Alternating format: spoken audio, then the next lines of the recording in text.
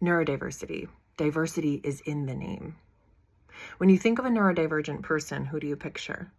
What do they look like? Skin color, sex, gender expression, sexuality. What diagnoses? ADHD, autism, dyslexia, dyspraxia? Do they have just one diagnosis or several? Do you picture a Black, queer, non-binary dyslexic person who is hyperverbal and physically disabled?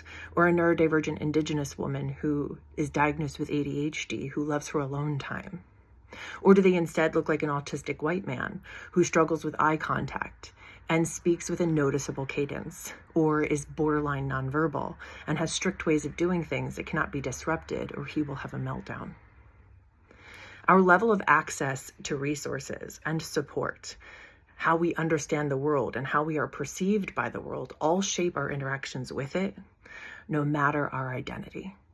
When it comes to neurodivergent persons, especially those who exist at the intersection of multiple marginalized identities, we are often reduced to a series of classifications and more often symptoms that need to be mitigated, but more likely cured, rather than a human being who deserves to be seen, heard, understood, cared for, valued, and empowered.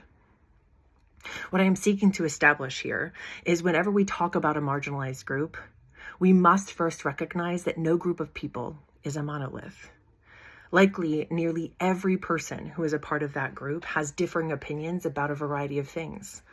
It is also likely that a huge percentage of that population will have overlapping, intersecting identities, which will affect their perception and how they are perceived.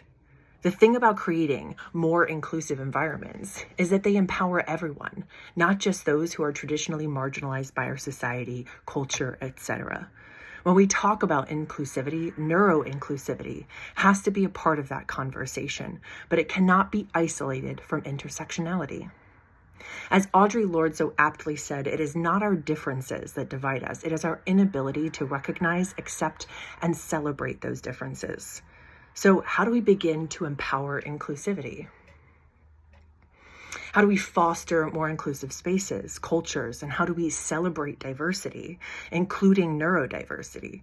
I believe it all starts with curiosity balanced by respect and made more powerful by accountability, which I posit are the key ingredients for all ethical relationship and leadership.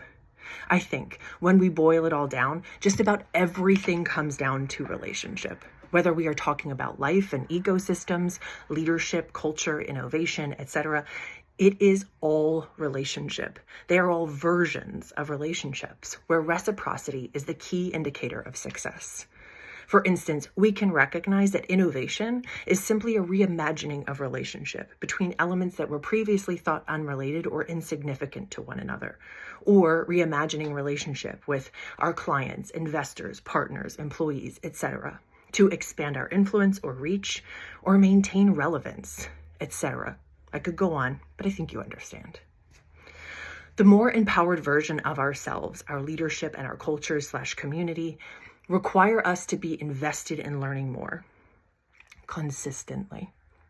It also requires us to recognize that no one else in the world sees the world or experiences it the way we do.